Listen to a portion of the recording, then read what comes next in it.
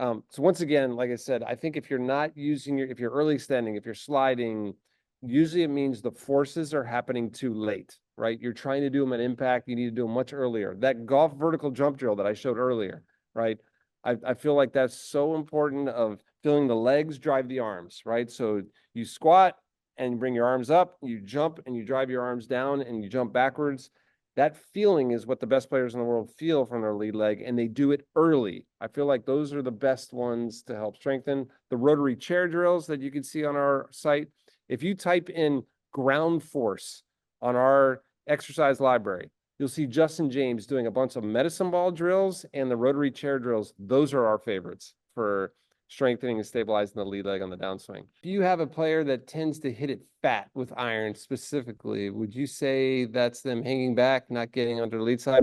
That's a very common cause of hitting fat is hanging back. Dave, what do you think? Yeah, I mean, usually, there's two reasons for it. One, they could lose angle. So if they lose angle early, that could cause them to hit it fat. But usually it's related to the chest, and that is not continuing moving through. If they add side bend, that tilts my chest back.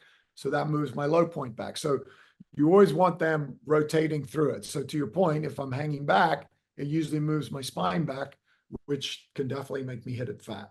So then I'd want to make sure that they're loading correctly on their trail leg on their backswing so that they can drive left and keep turning so that they don't hit a fat. What exercises are good for pelvic control, especially the backswing impact for S posture?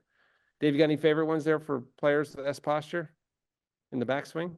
Yeah, I like the neutral pelvis one that we do where we get them to arch their back as much as possible, go the other way as much as possible, arch, and then flatten back to neutral. I still think that's the best one because it gets that range of motion going. Yeah, I would add, Horacio, get them down on hands and knees, do the cats and dogs, and make sure they can feel the pelvis during the motion and not their mid back. So have them try and lift the lower back up and drop it down just so they can feel the pelvic tilt, and then do exactly what Dave said. Get them in their golf posture, have them arch their back as much as they can, flatten their back as much as they can, arch their back as much as they can, and then find neutral. And then see if they can maintain that. Take a backswing, and at the top of the backswing, have them hold and see if they can do it again.